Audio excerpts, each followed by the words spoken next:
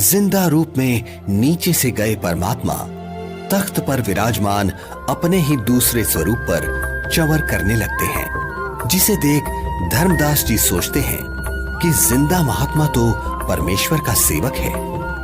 धर्मदास जी इतना सोच ही रहे थे कि कुछ ही देर में तख्त पर विराजमान परमात्मा खड़े हो जाते हैं और जिंदा महात्मा तख्त पर विराजमान हो जाते हैं तथा तेजोमय परमात्मा जिंदा महात्मा पर चंवर करने लगते हैं, जिसे देख धर्मदास जी हैरान हो जाते हैं कि तेजोमय परमात्मा जिंदा महात्मा पर चंवर क्यों कर रहे हैं। आखिर ये जिंदा महात्मा है कौन। इतने में तेजोमय शरीर वाले परमात्मा जिंदा महात्मा के शरीर में समा जाते हैं और चंवर अपने आप होने लगता है। धर्मदास, मैं ही संपूर्ण सृष्टि का रचयिता हूं। मेरा ही नाम कबीर देव है।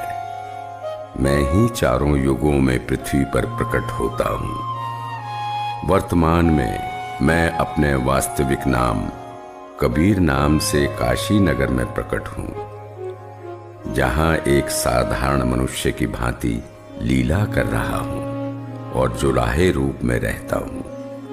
धर्मदास, काल जाल में फंसे अपने बच्चों को भक्ति का धनी बनाकर उनके इस वास्तविक घर सतलोक में वापस लाने के लिए वहां प्रकट हुआ हूं।